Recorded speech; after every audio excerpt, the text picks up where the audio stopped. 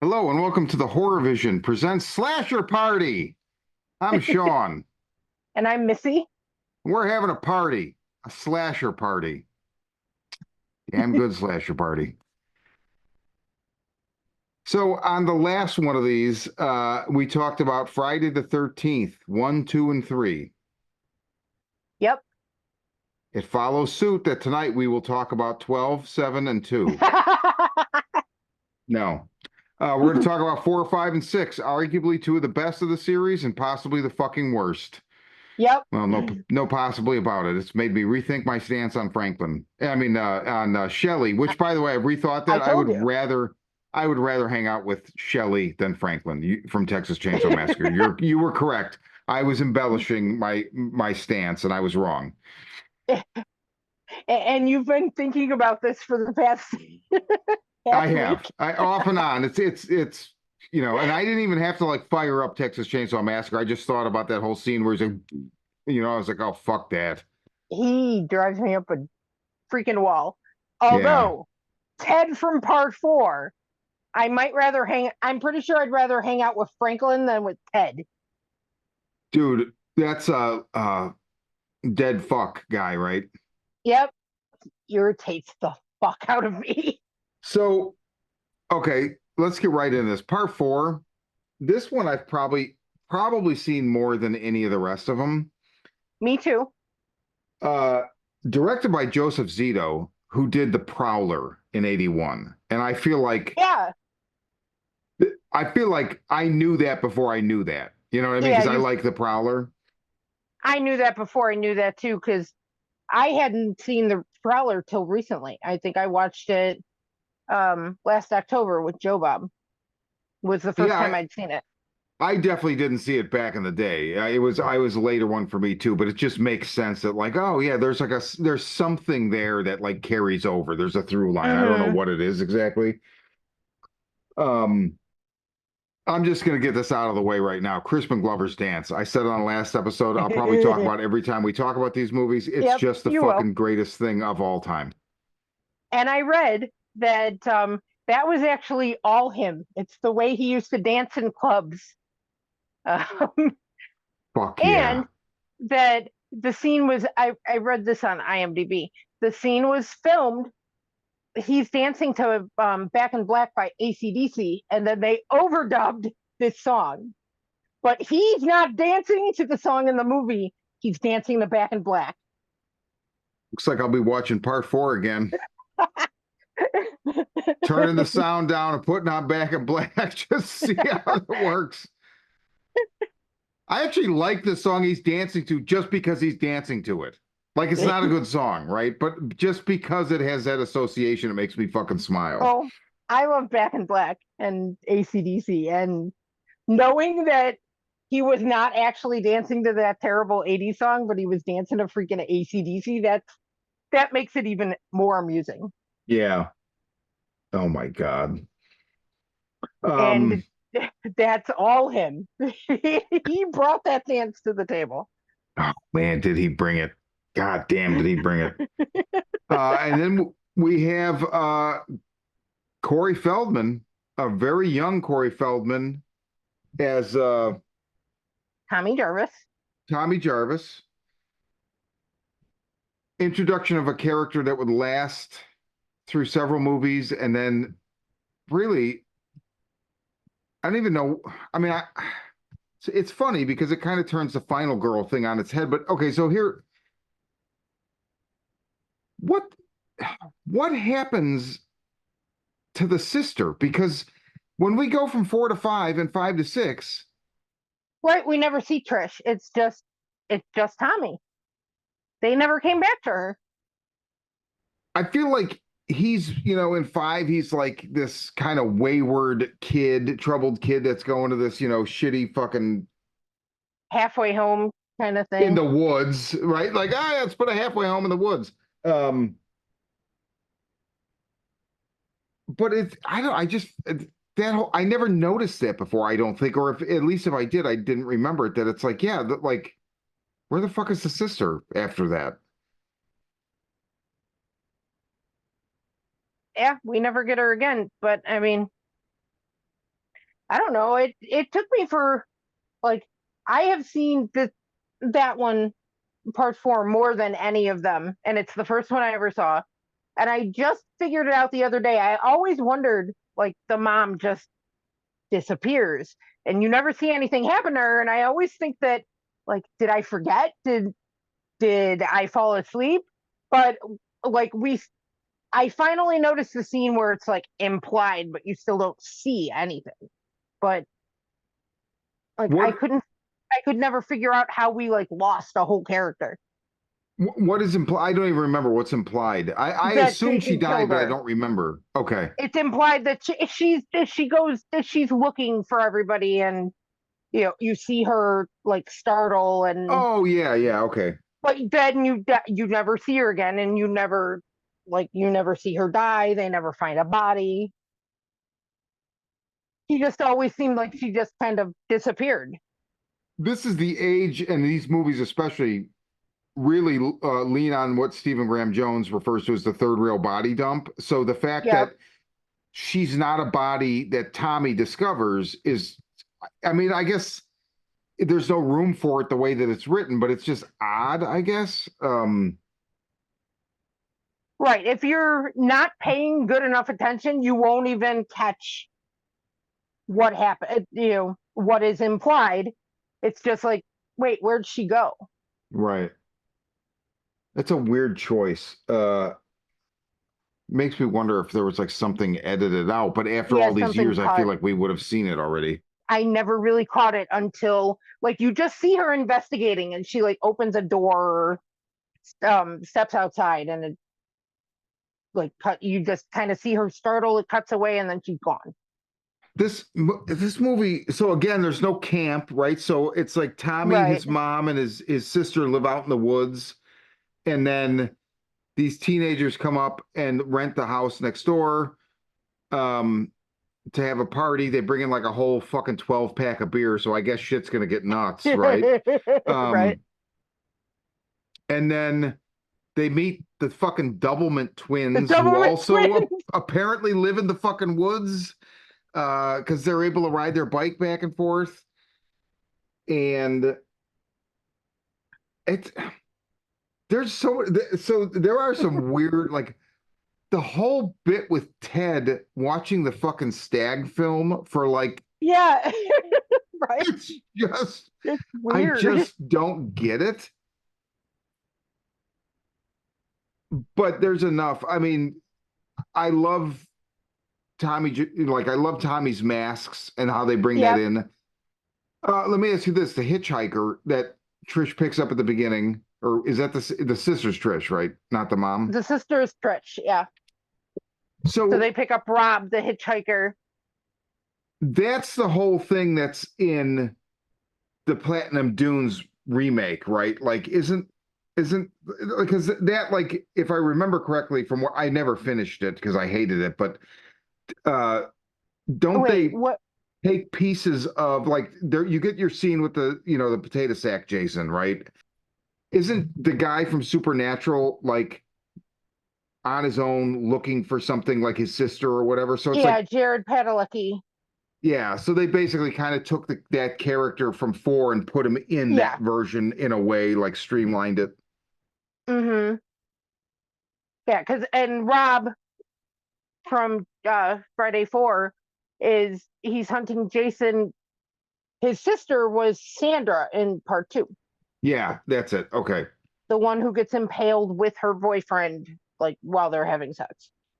That's a fun fucking movie. I mean, the It is ending is the ridiculous as fuck, right? But it's no more it works, ridiculous. and I mean it was 1984. It's no more ridiculous than the whole thing where she puts on the sweater in part Right, two and it's like, Jason, and right. Mommy is talking to you. yeah, and in fact, I will say, I kind of like this triptych where part two does that. They use the mom imagery to fool them. And then part three, one of the only things I like about part three is at the end, the mom jumps out of the lake, which makes no fucking sense. But I still liked that they did it because it's like, it was just a weird thing. And then now this one, Well, what can we do like that? Well, let's have him like bick his Let's have head. him be Jason. It's so he looks it's so ridiculous, but oh my God. But it works. It And works. when I first saw this movie, I was like his age. It's like it's super nostalgic. When I think of Jason movies, this is the first one I think of. Yeah, I mean it's one of the first ones I think of too, if not the first one for sure. And again, not without its faults, but But it works. it works. It's solid, it's nostalgic, and it's the movie that got me into all of it to to begin with. Like it's one of the first slashers I saw, and it it made me want to watch more. Like Right. it's like this is what this is what I've been looking for. Now I need to explore this. I mean, I was like 9 or 10. I don't know. So after you watched this the first time, did you then, it was the next one you saw five, Mm, or did you no, go back? I started I started at the beginning, and so I went back and saw the and rented the first one and was confused and somewhat disappointed because there was no Jason and I didn't know that. And this was before. I mean, now everybody knows everything on the internet. We didn't have that, so I was like an 11-year-old kid that wanted to see more of these Jason movies. And where's Jason? But it Right. was. I mean, I appreciated that it was a cool movie, but I didn't like the ending. Now, now I get it, but when I was 11, I didn't. So you talked last time about how you saw this on cable. You saw this in Uh-huh. Nightmare 3. So you see this on cable, you love it. You go back and rent one, you're confused. You rent two, and you're like, there we go, which That's explains what why you yeah, like two so much, right? right. Then you watch three, and you're probably like, okay, hockey mask, cool. When you watch five, are you once again confused or like, I hate five. I think five is the worst one in the series. Like the worst. And I mean, actually, I read this recently too.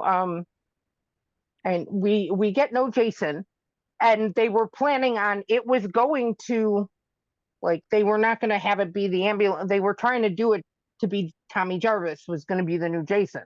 really? And the fan when they screen tested it, the people hated it. So then they um stuck with the ambulance thing. They did the ambulance thing.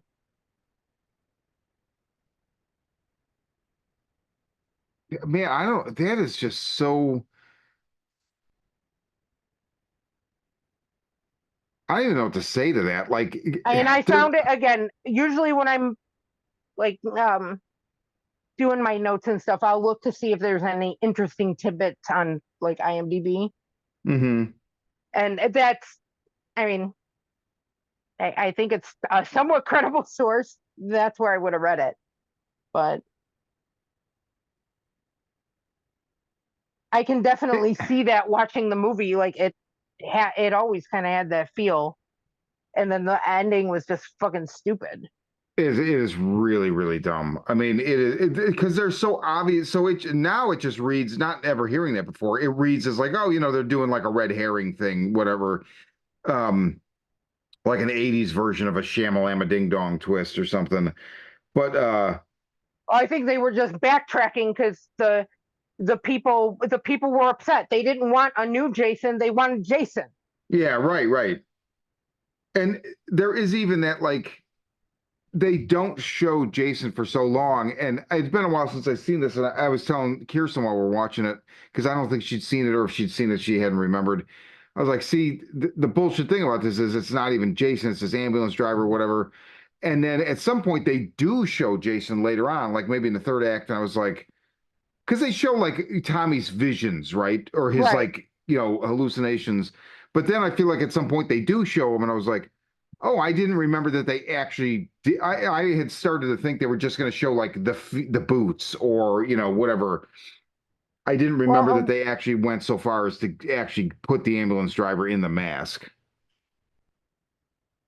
yeah. And whenever we see Jason and the visions, like Dream Jason, his mask is wrong. Yeah. Because it's got the blue markings instead of the red ones. Yeah. So it's like they're telling you all along that it's not Jason. Oh, that's interesting. That's actually, they are. That's very cool. I wouldn't have thought of That's the one thing about it that I like. that. Actually, I will say though, now I'm thinking about it, I believe it's Joey. He actually may be the most annoying character of all time. The kid with the fucking chocolate bar. Like, it's just like Oh yeah. when the other guy fucking kills him with the axe early on, I'm just like, thank you. Like, fucking thank you. Because the kid's been on screen for like 10 minutes. I'm just like, oh my God. This movie, like, it wastes so much time. So the mother and the son on the motorcycle, Yeah, what? dude, what What the the fuck? absolute fuck? Why would you put that in your fucking movie? Like, I know audiences weren't as sophisticated in, 1983 or whatever, but, Well, or and why do 85. they have the kid like the sitcom kid from from Different Strokes? Dude, that's so funny because I Like, was like, where do I know this kid from? And I looked him up. But that whole thing with like his older brother and like the Porta John and all, like, this is one of these movies. I remembered this when we were watching it. I started getting up and like I went to get a beer and didn't pause it and got distracted by like straightening mm, out something in the garage for 5 minutes and I could hear it, but I'm like, yeah, I don't need to, like, I'm good. It's really fucking bad. Like, oh my God. it's by far the worst one in the series. Um, I mean, three is not the strongest, but three still the second half of it is fun. This one, like, I can watch it and it's okay, but I don't love this one. It's there's I want Jason. I didn't want a new Jason. I don't want hallucinations of Jason. I just wanted Jason. So when you saw this the first time back as a kid, do you remember how you felt about it? Where you're like, what? I hated it. I hated that one. I remember thinking it was so freaking stupid. And it is the one I've seen, like one of the ones I've seen the least. And because I disliked it so much until recently, I had not watched six in ages. And I forgot that six is like one of the best in the series Yeah, because I six kind of really picks it tangled up. it. I tangled it in my head with five and it kind of just avoided them both. It, and especially since whenever I get in the mood to watch one, if like, unless I'm gonna like go through them all or something, my top choices are usually four or eight. Jason Takes Manhattan, even though half of it's on a boat, but whatever. And Jason X, like those are probably the ones I watch the most. I remember watching five. I was saying on the last episode we did one of these where it was one of the first I saw. Like, it would have been around the time it came out on video, and I remember Mm-hmm. hanging out at this kid's house, and like I just remember there was this feeling like, oh, we were gonna watch something that was, transgressive or whatever, and every there were a bunch of us, and we were kids, right? I mean, I'm like 10 or something. Okay. Everybody lost interest in it. Like, I don't think we made it through the whole, The pacing's weird. and it's just not what you think it's going to be. It's not like the killing machine just walking, because you almost picture, to me, the image I've always had is somewhat true and somewhat not, but it's like almost like a Metroidvania, like a video game that side scrolls left to right and you just fight, right? It's almost like instead of left to right, it's just Jason is just walking through the movie murdering motherfuckers, right? Right. And you get that in some of the movies to some degree. Obviously, that's not the entire like that's what In a Violent Nature basically is, right? For better or for And I worse. love that. But Yeah. Like because he was like, that's not what those movies are, but that's what I thought they would be, or what I remembered them mhm, as. So let me actually do that. right. And this, it's like the fucking hillbillies on the motors, like that. I just That just oh, it's terrible and it takes away from the movie. It wastes a lot of time. it's You lose so interest. bad. It's it's so bad. I don't even want to talk about like the director or whatever. Like I don't want to bust anybody's balls, but god damn, like just I don't know. Then Yeah, I mean, I think that's the weakest in the series. But then we get part 6, Jason Lives, and fans were so upset about the lack of Jason in the last Jason movie, they gave him back to us immediately. Like within the first 5 minutes of the movie, we Tommy Jarvis goes to make sure he's really dead and digs him does up the and does the dumbest thing. dumbest fucking thing anybody's ever done. I mean, And then, people in 80s well, I slasher mean, movies all make dumb mistakes, but this is the dumbest. he was gonna burn the bones, but I mean, he first he jams a steel weather vane fence post thing and it's just During a but lightning then he storm. right during a lightning storm and then we get Frankenstein Jason and he just like and pops up and starts killing people immediately. It's like, okay, we're sorry we wasted your time in part 5, but we're gonna remedy that. Yeah. And it's like part 6 is it's like a love letter to the fans. We're sorry we took Jason out of your movie. Here, we're gonna give you like one of the funnest slasher movies we can give you. So and we get now Tommy Jarvis is Tom Matthews and who from Return of the Living Dead, and I think he's Right. great. And yeah, like I talked last time about seeing this like on TV like late at night as a kid and just Mm-hmm. not getting it. Like I don't think I saw the whole movie, but I remember that whole opening. I was just like, what are you doing? Like even as a kid, I was like, this is so dumb. And then I don't know that I ever watched it again. And like 2015, 2016, I watched it with a friend.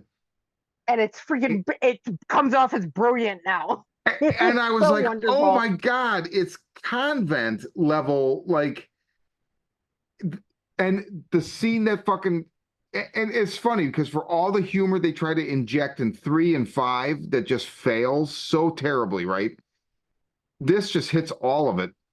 And the scene that if you say 6, I think about the fucking lightning rod, but I also immediately think about the scene where all the kids dive under the bed in unison. And the way they film that is like, yeah, we know it's a joke. Like this is it's a send up, it's a piss take. Like it's so great. Well, they do it a couple times because that there's that kill in the you've got like the executives in the woods playing paintball or uh and when Jason kills the one guy, the big tough guy, he slams him into the tree and there's like a bloody smiley face. Yeah, that's right. That's right. There's those two kids that are almost like the Statler and Waldorf, where it's like, what do you think now? We're dead meat. Like, We're dead meat. and it's just like weird, like almost not meta exactly, but it's this weird, like kind of self-aware commentary by these two kids. It's so weird, but it works so well. And they still deliver everything. Like the other movies take all this time away from Jason and from the killing and all this to do this bullshit with these characters, like the fucking mom and the kid on the hillbillies in 5. This Right. one, it never wavers from the path. He's still just Nope. literally walking through the movie murdering motherfuckers. So, oh, man, what a success. and it's got one of the best deaths in the series. I mean, because that shit's amazing. That I love the sheriff bent in half backbreaker. So I don't know this for a fact. Okay, but so this is Sheriff Garris, right? Yeah. There's a couple instances in this movie of people being named after Uh-huh. other famous horror. Horror. Mm-hmm. Yeah, Sheriff Garris for sure. But dude, so that Sheriff Garris was played by David Kagan. I don't know anything about David Kagan, Me right? neither. I 100% guarantee you he was cast because he looks like fucking John Carpenter. I never noticed it before. I I never just thought he know. looked familiar. But if you He look at does him and you kind look of, at old yeah. pictures of Carpenter from the early 80s or 70s, Mm-hmm. He does. I didn't. I that's never what. noticed it. That's funny. Oh my God. That was like a total light bulb moment when I was watching it. I was like, wait a minute. It's a very enjoyable. It's super fun. Tom McLaughlin directed What this. else has His IMDb picture makes like he looks kind of like a cross between Alice Cooper and Bruce Dickinson in the 80s, and he's holding a fucking Jason mask. But he didn't, you would think he would have done a bunch of other shit. Date with an he didn't? Angel, sometimes they come back. Um, yeah, I mean, just not I yeah, not really. Like not a lot. And that's a Okay. shame because I feel like he had it dialed in, man. Yeah, this is exactly the kind of slasher movie that I love. I mean, it had a really good blend of camp and gore. It's super fun. And I was thinking about you. You had asked me when we did this last time, what it was about the simplicity of the Jason movies that I love so much, and I had a hard time putting it into words. And I was watching Sharknado the other day with Joe Bob, and he helped me find them. Uh-huh. Um, because he was talking about the reason that that movie works is because they play it straight. They don't try to sell it as a comedy to me because I usually reject that. Right. But they play it straight and it works as long as you're willing to accept whatever the ridiculous premise be, whether it be flying shark, tornado sharks or Frankenstein Jason that got resurrected by lightning and Right. running around killing people. But if you can accept the premise and just take the ride, the humor will happen naturally, and then it works for me. It makes a lot of sense. I never thought about it before like that, but that makes a lot of sense. Because most of the time, if you try to make it funny, like mainstream comedy doesn't work on me. I like to laugh, but I have a weird sense of humor, and like it usually has to either be a cheesy horror movie or I like a lot of horror comedies, but they have to be more horror than comedy. So Right. like 70 horror, 30% comedy, it'll probably be fine. If it's more comedy than horror, like something like Scary Movie, can't stand it. Doesn't work for me. Yeah, there's no redeeming qualities to Scary Movie. Right. But I just end up sitting there being like, all right, this isn't funny. And I mean, it's stupid and it's not stupid. It's not stupid in the same way that flying sharks are stupid. Right. Like, it's not fun stupid. It's just stupid. Now that makes a lot So of I, sense that the so playing I it think straight that's part of it. works.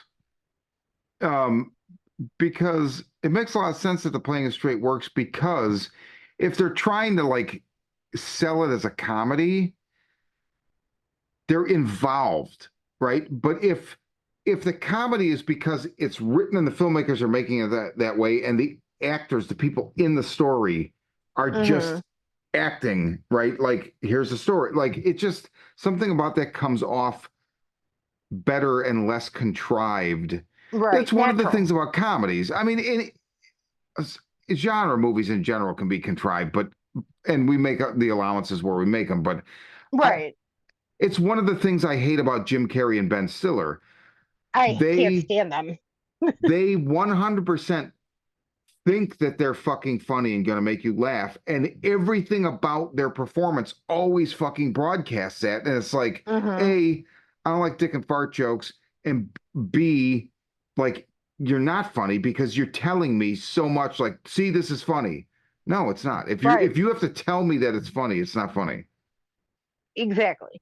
I mean, occasionally, like the Freddy movies, they definitely lean into the horror comedy as he gets more and more quippy.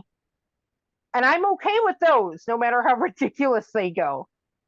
But when I think of like the classic slasher movie that I want to watch, usually the first thing that comes to mind is like the summer camp stuff, like Jason and Sleepaway Camp and stuff like that. And there's just something really charming about that that always brings me back to it. I love the Freddy stuff too, but it's a really different mood for me. And as I think about it, this is where I realized that I was starting to lean the other way. I feel like I reach for I watch the Jason movies more often, even though uh, Dream Warriors Part 3 is one of my favorite slashers, and that's always in constant rotation. But Mm-hmm. like if I get in that mood where I'm gonna get bingy and watch them all again, I feel like I reach for the Jason ones more, and I I'd didn't say really that. realize it until recently. And I think it has a lot to do with what Joe Bob was talking about with the playing it straight. Like I never thought about it, and when he said it, I'm like that makes a lot of sense. That kind of nails it, and I couldn't put it into words a week ago. That's definitely what I don't like about the Nightmare on Elm Streets as we go past four, because, and I always go, we were texting earlier with Ray, who just watched Freddy's Right. Dead for the first time. And it's like And that, liked it. So and and liked liked it. it. So I'm glad But, he listened to me because everybody was telling him don't watch it, and I had a feeling he would like it because he well, no, likes a lot of the. Tori was telling him to watch it too. She said she really liked it. I thought she said she did not like that one. No, she Okay. actually, yeah, like she really liked it. It becomes that like they're selling me on the humor with the now I'm playing with power and all that bullshit, and it just it not only does it cross a camp line for me, but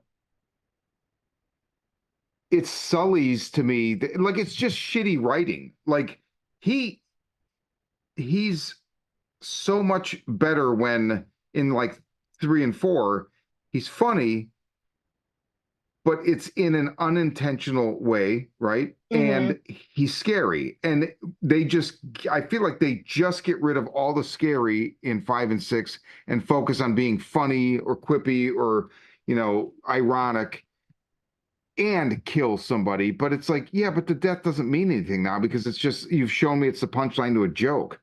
So, I don't know.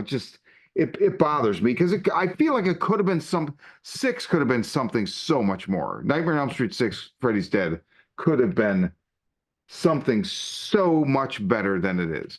But we're not talking about Nightmare on Elm Street. Right. I mean, obviously there's overlap, so we're going to talk about it. But Right. maybe we'll do this for those, and then we can talk about it more at length. Right. Um, But it's not Freddy's party. It's Jason's party today. exactly, exactly. But yeah, Jason Lives is the shit, man. Yeah. I'm so glad that I revisited that one recently because I did not remember how great it is. And I mean, I think four will still always be my favorite because it's the first one I saw. But I think six jumped into spot two. Yeah, And six is up there. like it's pretty great.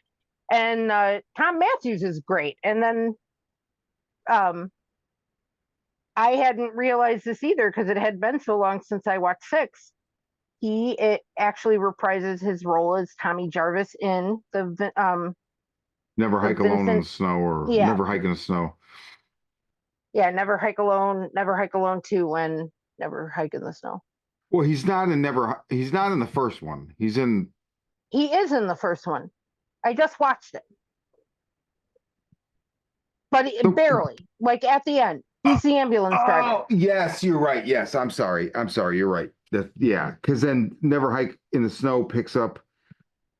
It's Um, Never Hike in the Snow is like a half an hour yeah, little short one centered around one specific murder investigation and a they. little bit with Tommy and the sheriff, but not much. I I believe they basically made that one and kickstarted it in order to generate the money to make the proper sequel, which Never Oh, Hike okay. Alone 2. Two. Uh, yeah, which is I believe it's on YouTube. I know I backed it, so I have a Blu-ray coming at some point. Yeah, all three of them are on YouTube for free. Um, if They're anybody solid though. wanted to watch them, they're very solid. And I just rewatched the first one and Never Hike in the Snow the other day, and Never Hike Alone 2 will continue on in my ongoing Jason marathon. Yeah, so next we got to do 7, 8, and 9. So 7 is the New Blood. That's the one where when I watched these a couple years ago, I just Mm-hmm. bailed in the middle of it. I was like, I'm done. I don't know that it was the movie's fault. Tried I think Well, that poor movie got butchered. It got butchered. It was on the track um to being one of the goriest ones, and they cut out like all the blood. The MPAA just hammered them. interesting. So I I cut them some slack for that. That one could have been it got hammered. Well, and then Jason Takes Manhattan. I'm not even sure I've seen the entire thing, and because I remember watching it when it came out on video. It was either on video cassette or cable. So 88, whatever year, 87, 88. Mm-hmm. Around there. At a same friend's house where we watched 5, and I remember it being on, and we're watching it, and it I didn't remember this till you said this because the trailers all showed, it was like Manhattan. the guy with the ghetto blaster, and all that, right? Yeah, you don't get Manhattan till the end. And I remember watching it and thinking I have images of the Manhattan stuff in my head, but I don't know it's from actually watching the movie. It might have been I saw the trailer, we started the movie, watched like an hour of it, and was like, "Fuck this." So we'll see. And then Jason Goes to Hell. So that'll be the next episode. It'll be New Blood, Manhattan, Jason Goes to Hell. Right. And all three of those are Kane Hodder Jasons.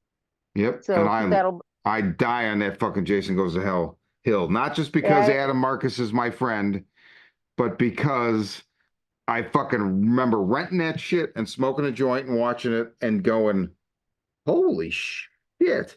Like great opening, like one of the best openings in the series. And then just there's just stuff in there where it's like, are you are you fucking and it has issues. It definitely has issues, but well, I don't know. I'll be curious when we watch this. I'll be I've curious to see what you think about it.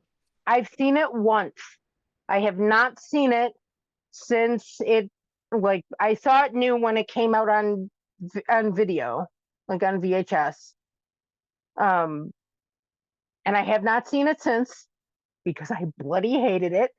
But maybe I'll be more patient with it now.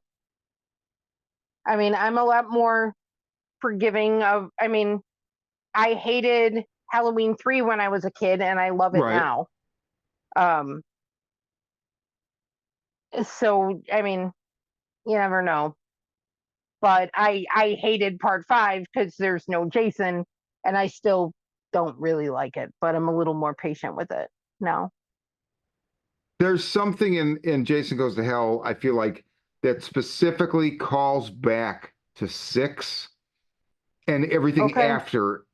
Well, so that'll be our next episode. So we'll do that soon. But until then, for Slasher Party, yeah, I'm gonna go fill up my red solo cup at the keg and or maybe stir a rum and coke with like a bloody machete. But for That'll be our next episode. But until then, for the Horror Vision, I'm Sean. And I'm Missy.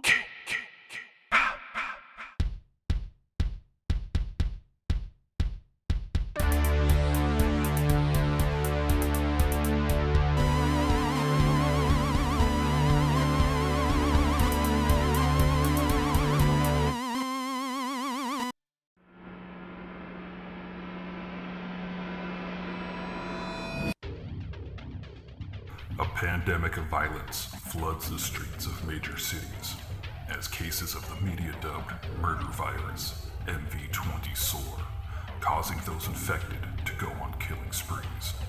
Caught in the middle, police detective Angela Miller finds her only trustworthy ally in the self-proclaimed psychic PI, Gerald Henry.